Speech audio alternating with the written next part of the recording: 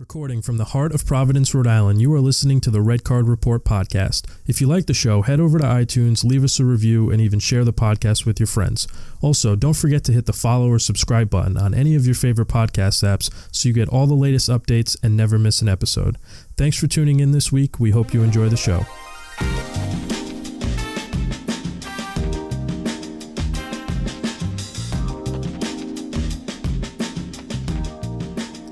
Hey everyone, and welcome back to another episode of the Red Card Report podcast. I'm your host, Dylan Ponte, and I'm here with Joe Capuano and Louis Pereira. Yep. How you guys doing? Good, man. How are you? Not too bad, not too bad. I'm actually kind of excited. We're going to do a review of the second leg of the Champions League from the round of 16. It's officially over. Comeback rounds aplenty. Round of 16 is officially over. Teams have moved on, and they've done the draw as well. Yep, Friday after, well, not Friday afternoon our time, Friday afternoon their time. Yeah, so I mean, everything's kind of set out for all the favorites to meet in the semifinals, but we'll touch on that later. We'll get to that. Knowing the history of this tournament, you just never know at this point. Once you get to the quarterfinals, anything can really happen. Yeah, we definitely want to hit on the Champions League draw, but we'll get to that at the end of the episode.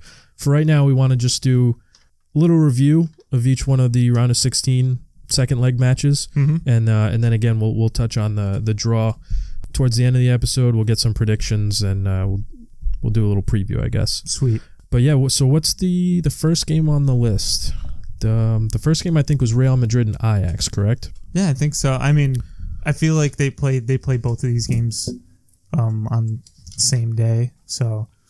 Yeah, same time, so it's just like you have to pick one to watch. But let's do that one first. Yeah. So Real Madrid played Ajax. They ended up beating Madrid in this game 4-1 and advancing on the 5-3 aggregate score. So it was obviously a pretty big disappointment for Real Madrid. But what are your thoughts on the game? Where does Real Madrid go from here? What stood out to you the most from Ajax and their play? Well, for me, the big thing that stood for the whole game was just the heart that Ajax played with. Ajax played with so much heart and determination. They were not afraid to take the game to Real Madrid. They, just to sum it up, they took their chances and they took them well. Every opportunity that they had, they capitalized on. Yeah, it comes down to like opportunities and just capitalizing on the opportunities that you're given or the ones that you create. And you could say that Real Madrid didn't play terribly because they were there. What was really poor on their end is just not capitalizing on their opportunities. And even when Ajax went up 3-0, Asensio put one away right after. Goal. And you just sense that, like, all right, like they've been doing this all game and there's still 20 minutes to go. You kind of felt that like they can pull back another goal and it'll send them through. And it was unfortunate for them, but one thing that really stood out was Gareth Bale's performance when he came off the bench. He had like 2 or 3 opportunities to put goals in the back of the net to send this team through. This is before things got out of hand, and it didn't happen. There was one where Bale was one-on-one with the goalkeeper. He was so close, and he just shot the ball, and it ricocheted off the post. Didn't even go in, nothing. Yep. And I feel like this has been the story with him throughout his Real Madrid career. Yeah, he had some absolute memorable performances, the Champions League final. Memorable moments, crucial, like that crucial goal back in 2013, I believe, in the Copa del Rey final, that one where he sprinted across the entire field and put the go-ahead goal in extra time. It was, things like that. He's capable of it. But as of late, this season was the season for him to step up to fill in Ronaldo's shoes, and he's been a disappointment. Yeah. Yeah, that was pretty much the story of the game, was Real Madrid not capitalizing on their opportunities, and Ajax, despite being outplayed by Real Madrid, capitalizing on each opportunity that they had. Like Real Madrid dominated. Yeah, you have to credit Ajax because they played well. Yeah, no fear. And they defended well too. De Ligt was playing great. He was really anchoring that defense. Real Madrid was pushing forward, was attacking, but Ajax made it really difficult. De Jong stepped up, Ziyech stepped up. A lot of these young players, Tadic, even David Neres, the young Brazilian. Here's the incredible. Thing. Here's the thing.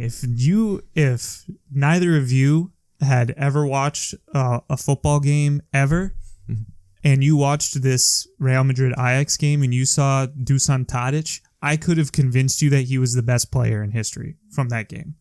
And you can convince that Ajax was the best team, like the best team in the world right now. Absolutely. The way Tadic played, the way the entire team played, and it's crazy how so many young players that they have, like Van der Beek, De Jong, De Ligt, Ziyech, who's phenomenal, and you look at them now, it's like what is this team going to look like next year? Because they'll be gone. They're all being contacted by big squads, Barcelona, Real Madrid, Juventus, Manchester United. It's absolutely incredible, and this kind of reminds me a little bit of the 2004 Porto team, where they were a respectable squad. They had a really good manager. Most of the players were very young, but they also had some veterans, some well-experienced players like Tadic and Blind. So where does Real Madrid go from here? Because they obviously fired Solari, hired Zidane. Where do they go from here, and how does Zidane being back with the club change things moving forward? Zidane brings back that good feeling that they had from last season, the man who brought them 3 consecutive European Champions He's Leagues. There to just man manage the players. Yep. Try and right some of the wrongs. Just reunite them, get them together, and finish in a Champions League spot, and go from there. That's all they want. Yep. This offseason, they're going to make some moves. They have a couple of young Brazilians coming in that are going to come in the summer. So they're rebuilding for the future, and then there's talks with Icardi. There's talks for Eden Hazard. There's name was thrown around. Yeah, Neymar. His name's always Neymar's thrown around. Yeah, exactly. And then they're talking about Mbappe in a couple of years. Like, people are convinced that Mbappe is eventually going to be playing for Real Madrid. At this point right now, it's too early to tell. Zidane just wants to bring this team together, and he showed it against Celta Vigo in his first match. Real Madrid played very well. They look like their old selves, obviously minus Ronaldo, but Isco was back in the lineup. Marcelo was back in the lineup. Jesus Navas was back in the lineup. Yeah, Courtois on the bench, as deserved. Like I said, righting some of the wrongs that Solari had put in place. And they looked great. Isco scored the first goal, and it started through him. 1-2 pass, passing it to the outside, getting back into the middle, and just finishing the ball strong. They looked rejuvenated, and I think they're ready to finish the season strong, get into that Champions League position, and just focus on next season. Yeah, Madrid will always be Madrid. Yeah, and the other game that was played that same day was between Dortmund and Tottenham. Tottenham ended up winning that game 1-0, leaving the aggregate at 4-0 and moving on to the quarterfinals. I really felt bad for Dortmund after the first half. Yeah. I really did, because they could have put 2 or maybe even 3 away in the first half. They played so well. They attacked well. They controlled the game, constantly made things difficult for Tottenham. They couldn't create anything, and they were building up strong from the back, pushing forward. They used their tools correctly, but they just couldn't. They couldn't finish. They couldn't capitalize on their opportunities. And then in the second half, when Tottenham put one in the back of the net, that's it. It was a dagger in the heart. They really needed 1 goal before halftime. At least that would have changed. That would have totally changed the complexion of the game. But like you said, they just couldn't capitalize, and here we are. Tottenham are through. Right off the bat in the second half, Harry Kane just puts one away, and that was it. You knew it was over. Joe, I have a question for you. Is Tottenham the real deal? Are they the real deal, and how much of a threat are they moving forward in the Champions League?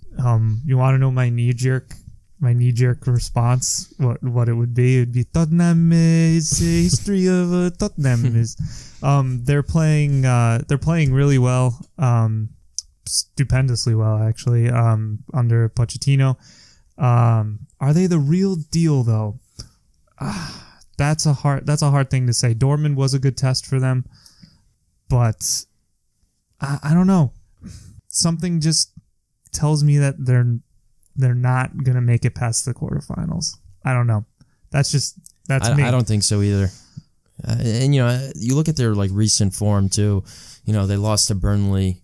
They lost to Southampton. These are games right after the first leg. Yeah. And they snuck one away against Dortmund, and they got outplayed and lost to Chelsea as well. They tied to Arsenal. Lately they just haven't been getting together in the league. In the league. And me personally, I don't even think they're going to hold on to third place. I think they're going to drop probably to fourth or even finish fifth. Wow. Depending on how Arsenal and Man United play and Chelsea play. Mm-hmm. But I don't know. I'm not convinced with Tottenham now. I feel like they were playing better when Harry Kane and Dele Alli were hurt. Or out. Yeah, I was under the same impression, yeah. Because they were actually... Son was on fire. Yeah, Son was on fire, and their competition wasn't as strong as it is now, but they were playing much better with more confidence, and they seemed well collected and organized. And you're not seeing that right now. Even in this last game against Dortmund, I wasn't convinced with Tottenham because Dortmund really outplayed them. Oh, yeah. I mean, like I said, I think Spurs will just be Spursy and they'll bottle it somehow. So was this a missed opportunity for Dortmund then? I wasn't I had Tottenham winning this leg because Tottenham on paper, pound for pound, I think Tottenham is just a better team, a more experienced and organized team, technical wise as well, and they play in a much more competitive league than the Bundesliga. Not by much, but the Bundesliga is a pretty competitive league. But Tottenham is amongst the best in their league. You have to give credit to Dortmund because what they're doing with what they have, all these young players. And they struggled last year. They got rid of all their top players. They trimmed the fat off the budget that they were spending on player salaries. And I didn't expect this. I thought this was like a year where, all right, I think Dortmund's going to coast. A rebuilding They're going to go third or fourth place in the Bundesliga, maybe qualify for the Champions League. Nope. But you know what? They're challenging. They're tied for first place right now in the league, and we're in March. We're in the middle of March, and they're still there. Yep. So but the Champions League is they're a good squad together, but this doesn't. I don't think it's a really missed opportunity, or maybe they didn't even expect to be. I don't think it was a missed opportunity for them. I think they were given an opponent that was just much better than them. Yeah. But you know what? How they played in this last leg really shows what they're capable of. Still impressive. The next game on the list is Porto versus Roma. Porto won the game 3-1. They moved on. I'm really excited. I'm really happy. Rui's pretty excited about this one. He's got a big smile on his face right now. Porto won 3-1. They ended up moving on, advancing with the aggregate of 4-3. One of the bigger storylines in this game was the penalty call at the very, very end in extra time. I believe it was the 116th minute. But yeah, what are your guys' thoughts on this game as a whole, and in particular that game-ending penalty decision? Can I go first, Rui? Just because Joe. Because I know my spotlight here. No, you're gonna have way more to say than I will. I think that the scoreline flatters Roma a little bit. It makes it seem like it was closer than it actually was. Porto was by far the better side over the two legs for sure. They were better attacking, they were better defending, and they forced Roma all the way to the end. And that's all I got to say is that Porto was extremely good, and they were very fun to watch during that game. Yeah, they played very well. I was really happy to see how they played against a team that went all the way to the semifinals last year. Roma's attack is absolutely phenomenal. Unfortunately, their defense is horrible. For them, for the last few months, their defense has been abysmal. But Porto really held their ground on the defensive side. They knew it wasn't going to be easy. They only let up a penalty kick, which was really unfortunate because there was contact made. It was a penalty, but people say that the Roma player initiated. He saw that the Porto player stuck his leg out and kind of just went to it. Clever. But he's being clever. But it was a late tackle on Militao, and it really hurt Porto at the time. But Porto persevered and they kept pushing. Marega found the back of the net in the second half, and it leveled the aggregate off, sent them out to extra time, and Porto still kept pushing. Yeah. This isn't to say Roma didn't have opportunities. They did. They were just way fewer and far between than Porto. But yeah, I want to go back to that penalty where on Maxi Pereira's cross to Fernando, and Florenzi was called with a penalty. Yeah, it was so stupid of him because I mean at the moment you can say that he wasn't sure if he was going to make it because if he made contact with that ball was going to be in the back of the net. Oh yeah, for sure. And no doubt that it was going to be in the back of the net, and that's what unfortunately for Roma that's what VAR is for, but Florenzi has to do better. He has to be in a better position to defend that, and he saw that he got beaten, and he couldn't tell if the ball was going to go out of bounds. He didn't have the angle that the viewers had. Yeah. Pulled the shirt. I feel like in that situation, so he clearly knows that he got beat. Oh, but even in that situation, you got to be smart enough to don't grab the guy's jersey because if they see it, it's gonna get called. Yeah, and if you'd they much don't rather. VAR. Even if you don't grab his jersey, all the outcomes are bad. Yeah. Right. So if you don't grab his jersey, at least you have the possibility of him maybe not scoring the goal and you don't and fucking up royally. Right. But you don't look stupid doing it. As soon as you grab his jersey and you hold him back like that, you're screwed. Whether he would have, they call it back. Right. Whatever the case is, as soon as you pull on that guy's jersey, that's it. That's a penalty. The outcomes are not good. Yeah, no, I totally get what you're saying because, I mean, that is like the more logical way of looking at it. But sometimes the defenders, there's times where we see contact in the box and there's going to be no penalty. Yep, no given. penalty. Usually, if it's in the middle of the field, the penalty is given. Where in the box, the referee expects more contact, more of a deliberate challenge. And I think what Florenzi was trying to do was just try to get a little nudge and not make it too obvious. And it turned into a shirt pull. To turn into a penalty. And unfortunately, it didn't work out for him. And then there was that controversial non-penalty that was called at the end of the match on Marega on Zaniolo, I believe, was in the box in the 120th minute. That VAR, right near the edge of the box. Oh yeah. Yep. Yeah, and fall on the edge of the box. Nothing was along the goal line. It was so close, and he was moving away from the box. Zaniolo, he had the ball. He was trying to go outside of the box, and I don't know. It looked like Marega clipped him just a little bit. He didn't stick his foot out. Mm-hmm. The way Zaniolo was running, I think it just caught Marega's leg, and that's what kind of like made him fall, but it was just so like minimal, and it was very controversial. So it was like a toss-up situation whether or not it was a penalty or it was. Porto Twitter was going crazy saying it wasn't, and then AS Roma Twitter was going crazy saying it was. Yeah, it led to like a huge controversy. Yeah, me personally, I'm glad that they didn't call it. Obviously, I'm a little biased there, but if VAR were to call that a penalty, I feel like they would be. There's enough there to be justified in their call. Yeah, because there was contact. I think it was soft. I think it was incidental. So that's why I'm glad that it wasn't called. But if had it gone the other way, at least there's enough there for me to understand. Like, okay, I see where they're coming from. Yeah, the referee didn't call it initially. Yeah, he didn't call it initially, and it was. You look at it, you don't even know. You don't even know if there was contact or not. But some people say it was, and others say there wasn't. Yeah.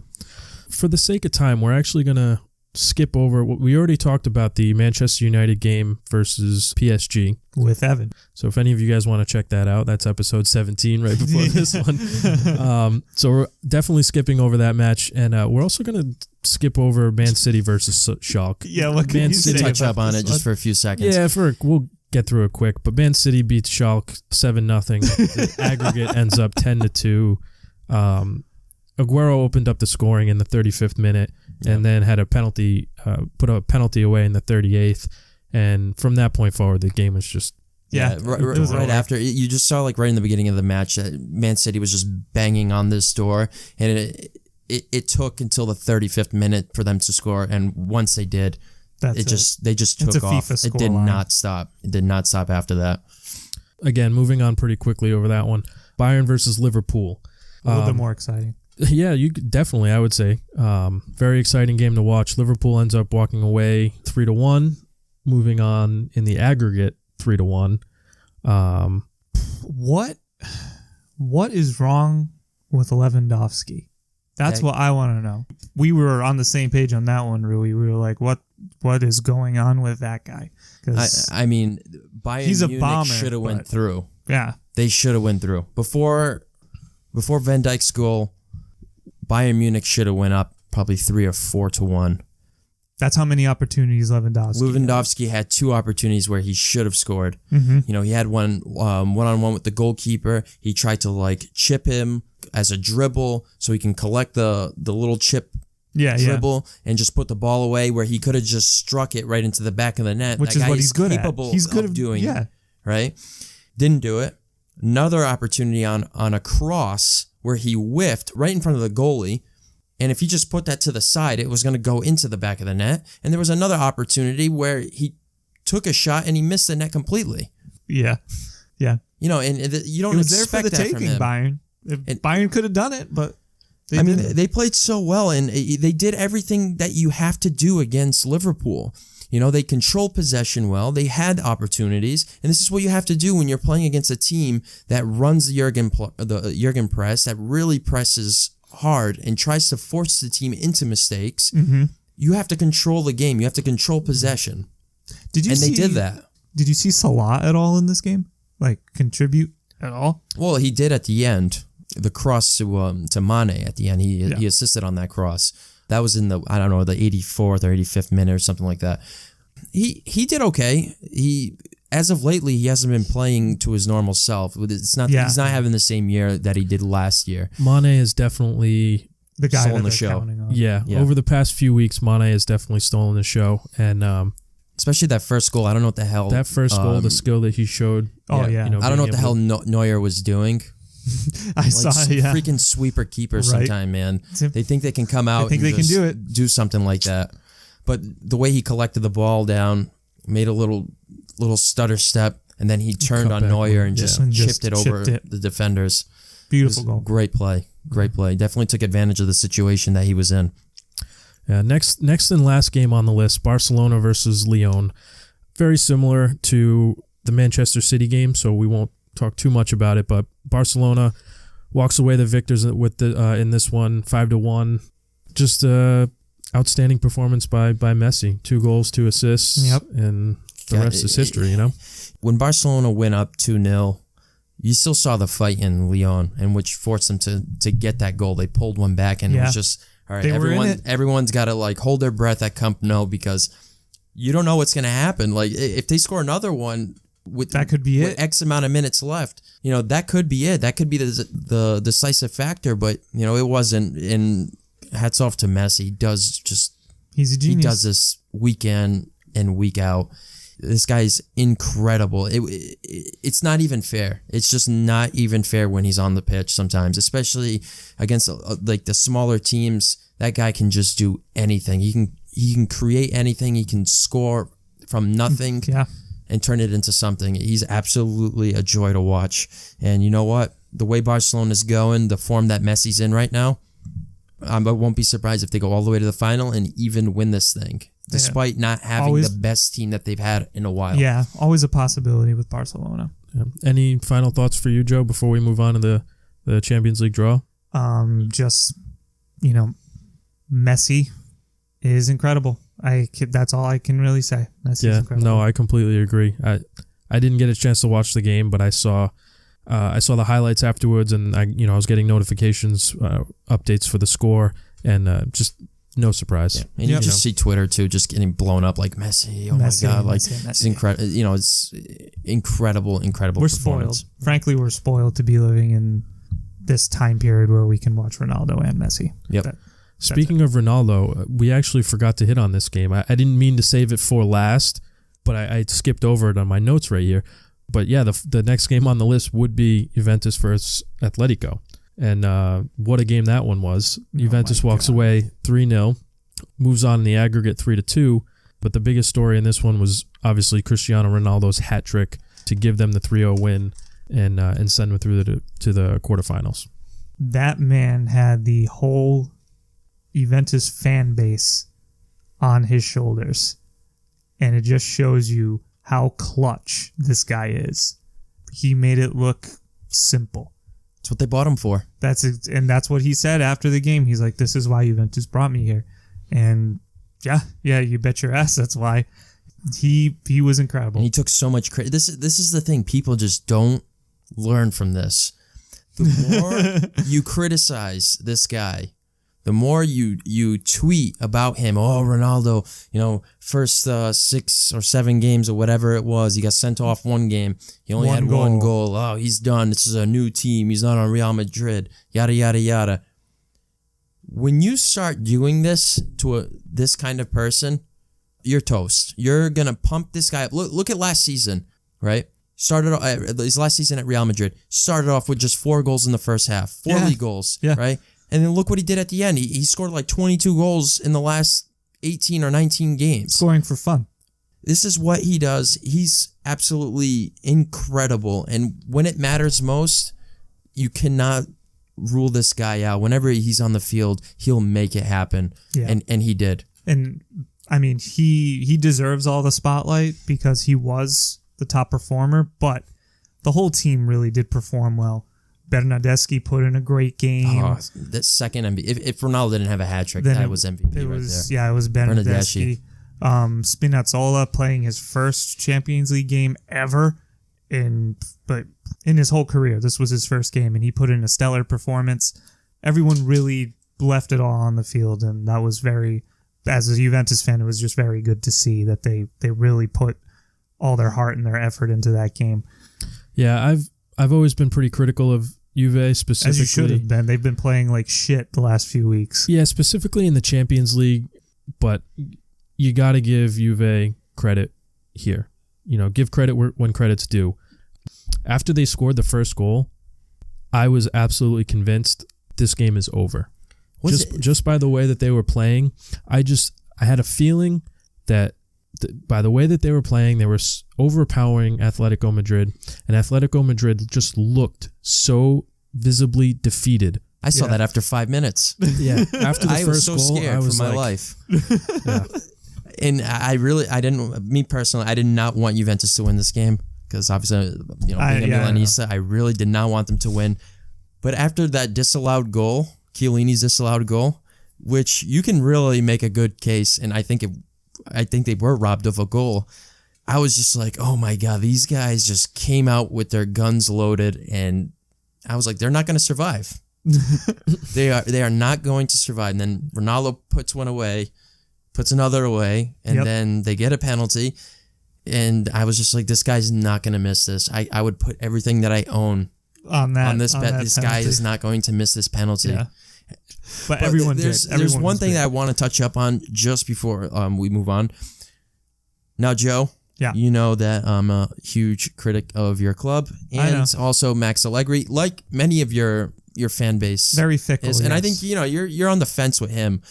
But after this last performance, you got to give this guy, and I'm going to give him the uttermost amount of credit, and this type of preparation that he put into this match, where he just went with a 3-5-2.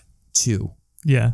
A 3-5-2, knowing that Atletico were missing crucial players that made their defense work so well in the first leg. Yeah. So kudos to Allegri, kudos to Bernardeschi. I've been a critic of him. That kid stepped up big. I mean, even look at Dybala when he came in. Yeah, that guy came out like he had something to prove, like with a chip on his shoulder. He was like, no, it's like, no, I deserve to be playing in this game, and he came out with his guns loaded. Everyone did. So I guess all I want to say is before we move on is think twice before you start saying like Allegri out. No, think twice about talking junk about Ronaldo because let's be honest, if Ronaldo wasn't on your team, you guys wouldn't have won. Maybe. Juve obviously faced a pretty tough opponent in the round of 16 with Atletico, but moving on to the Champions League draw, looks like they might have caught a little bit of a break. Yes. Not to discredit any other team, but yeah, Juve ended up drawing Ajax as their opponent for the quarterfinals. Mm-hmm. But what do you think of that draw? And I'm assuming you're going to predict Juve winning. Yeah. But give us a prediction. It's a favorable draw, definitely. Nothing against Ajax. It's a classic fixture. This isn't like the first time Juventus has ever played Ajax. Mm-hmm. They're a dynamic team. They're youthful, and they have no fear. So I'm cautiously optimistic. I am expecting a Juventus win. If you want me to give a number, I'd say 3-1 over the legs, over those two legs. I think that's pretty fair. 3-1 to Juventus. I think once we're firing on all cylinders, we can beat anyone, and Ajax is no exception to that. Yeah, I actually had the same aggregate.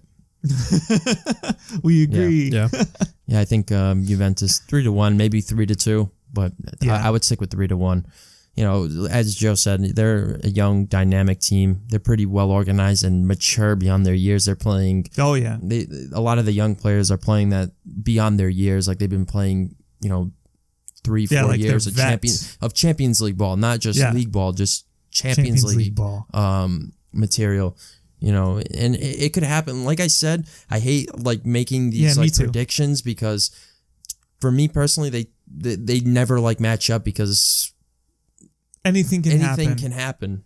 Anything can really happen because we've seen strange things happening around this time of the year. I would say 3-1 Juventus over Ajax. Yeah, I've got Juve over Ajax as well, but I do believe that Ajax will put up a really good performance at home. Yeah. I think they're going to play great. This isn't to say that they won't play great, but they will. I think Juventus is just going to come up. I think Juve needs to really be on their game when they go over there and play them, because I think they're going to give them one hell of a game, and if there's going to be a game that they steal, it's obviously going to be the one at home. But well said. Yeah, I mean if they hold Juventus scoreless when they're at home, not give Juventus an away goal, that's a good way to go about it. Can't ask for much better, but you need to put goals away from home. Yep. Yeah, and the next quarterfinal matchup is between Liverpool and Porto. Rui, you go first. I want to see what you have to say about this first. Yeah, I like I like Porto in this one. I think they're going to do the upset, and I'm being extremely biased. So I want to say I want to say 3-2 Porto. Wow. Okay. 3-2 Porto. Nice. I think they're going to go 1-0 at home, and then they're going to win away 2-1. All right. I think Liverpool is going to win.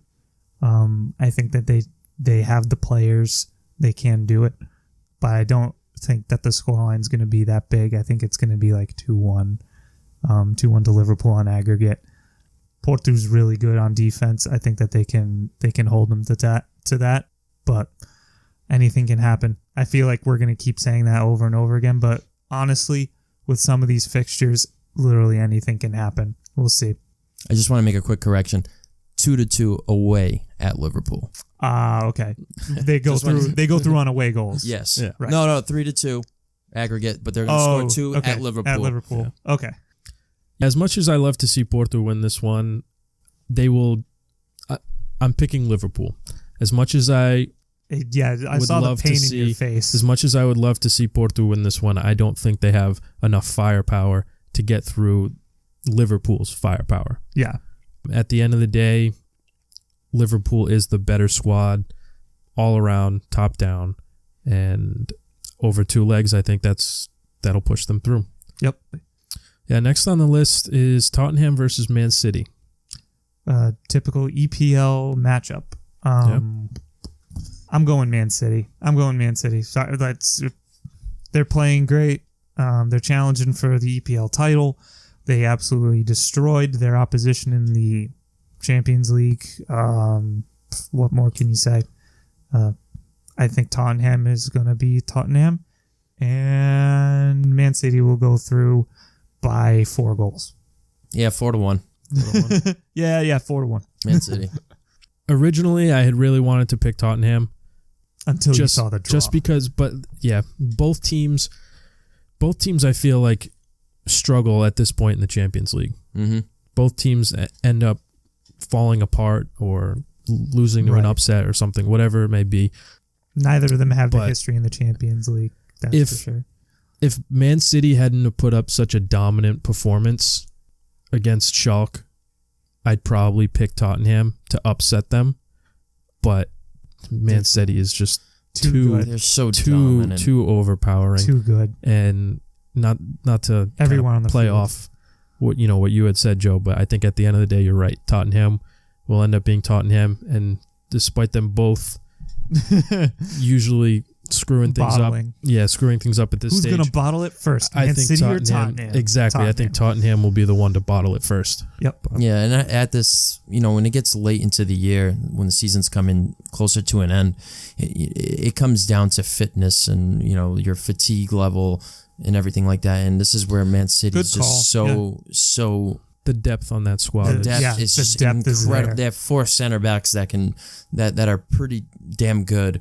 They're midfielders. They have Mahrez that comes off the bench, and Bernard Silva. And they have the firepower. Can rotate anywhere around the attacking front. De Bruyne, David Silva, Aguero. Too many Sterling. Weapons. Too many weapons. Yeah, and really quickly here, the last matchup before we close things out: Manchester United versus Barcelona. What do you guys think? I really want Man United to come up with another upset. I just don't see it happening though. Even against this Barcelona team, which Rui, you said earlier in the episode that this is probably one of the weaker Barcelona teams that we've seen in recent years, and that is very true. But I think that they'll still overpower this Manchester United team that does play with a lot of heart. I'd call it 2-0. I don't think that Man United's going to score a goal against these guys, really. I think they'll probably put a couple away, at most. They just have to keep Barcelona off the boards. I think their team is capable of sneaking a couple past Barcelona. I'm not really convinced with their defense. PK's not the best. It's just. You have Messi, you have Suarez, you have Dembele, you have Malcolm, you have Coutinho, Rakitic, Sergio. You have all these players that are just so good. It's really hard to just keep them off the board when you have such quality around you. I want to say 4-2 Barcelona. That's a good scoreline too. My head's telling me to pick Barcelona, but my heart is telling me to pick Manchester United. I do believe that there needs to be an upset, and at least for my picks, there hasn't been one yet. So I'm thinking that Manchester United walks away with this one and pulls off the upset. And my reasoning behind it is, despite their performance sliding of late, by the time that they reach these 2 legs against Barcelona, they're going to be almost completely recovered from all injuries. They're going to have almost a full squad. Yeah, back. That's true. Yeah. So they squeaked by. They squeaked by PSG, but again, they had so many injuries, and Pogba was out with the suspension. Do not sleep on this Manchester United team once they become fully healthy under Ole Solskjaer. Yeah, they held their ground. They held their ground against Liverpool a few weeks back.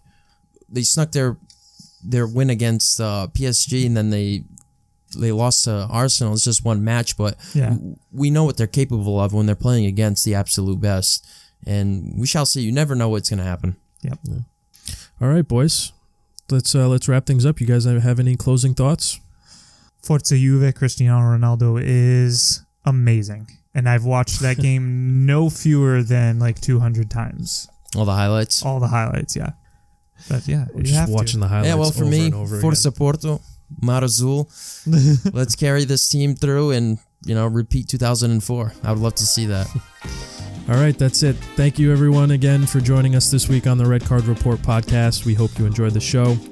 If you did, head over to iTunes and leave us a rating and a review. It really helps the show, or even if you tell a friend about us, that helps us too. Also, don't forget to hit the follow or subscribe button on any of your favorite podcast apps so you get all the latest updates and notifications and never miss an episode of the show. Lastly, be sure to check us out and follow us on Instagram and Facebook. Instagram and Facebook are both at Red Card Report, and also on our Twitter, which is at RCR_podcast. Thanks again, everyone, for listening, and join us next time for another edition of the Red Card Report.